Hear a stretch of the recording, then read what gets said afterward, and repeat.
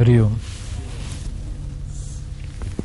Continuing further, somebody has asked this question.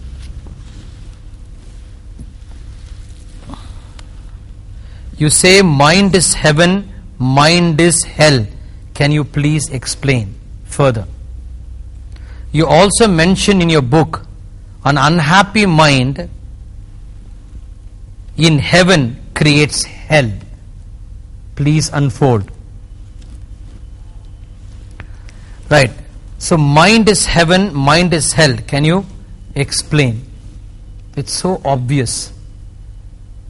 Please see, mind is heaven, mind is hell. Whenever Buddha came and asked him, where is heaven, where is hell? Lord Buddha said, your mind itself is heaven, mind itself is hell. When your mind is tense, you experience hell. When your mind is full of love, mind is calm and serene, you experience heaven. So therefore, whenever you are calm and listening to beautiful music, you are very relaxed, you find your heavenly experience there. So therefore, the greatest task in life is how to keep your mind calm, is the greatest task in life. But for most of us, the greatest task in life is how can I be better than the other? Not how to reduce my bitterness, but how I can be better than the other. How I can be more successful than the other. So the other becomes a threat for you. When other becomes a threat for you, the threatening thoughts creates a living hell. So therefore, please understand, because of this wrong psychological programming, our whole life has gone bazaar. So please understand, whenever your mind is calm, your mind is in heaven, automatically. That's why I have said this very often, still I am saying this. A Zen master was asked, what is the secret of you being happy? Then Zen master said, whenever I get up in the morning, the first thing I'll say, do I want to be in heaven? Do I want to be in hell? And then he said, I definitely want to be in heaven. So I go on creating heaven wherever I go. Creating heaven means what? Means I focus on my mind being calm. I focus on my mind being loving. I focus on my mind being forgiving. Now that should be our focal point. Like even if you see a village woman, right, she may be doing all work. Have you seen some of the in the hill areas women, they carry their children at the back. They'll be doing lot of work. Even though the focus is outside, but their focus, that motherly love, is towards the child carrying behind.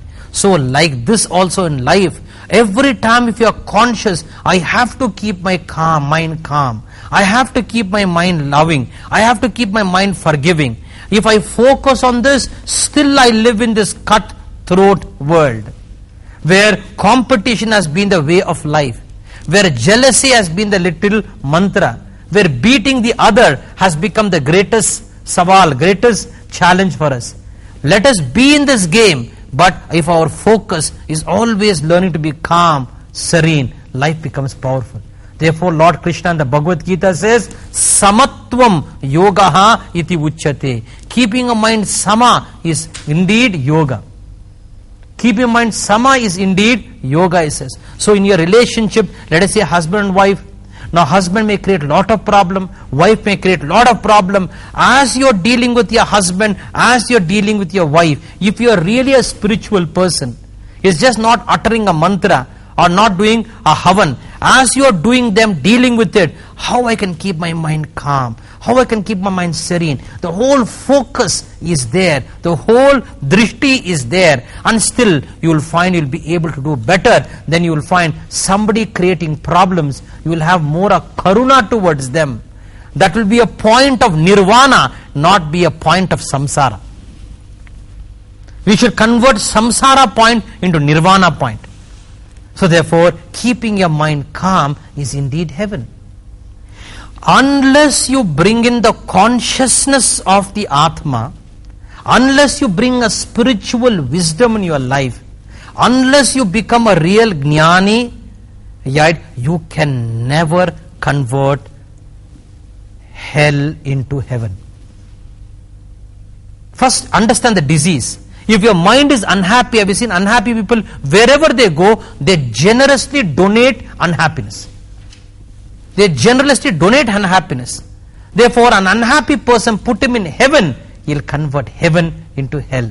Put a happy person in hell, he'll convert hell into heaven. Reflect on the story. Reflect on the story.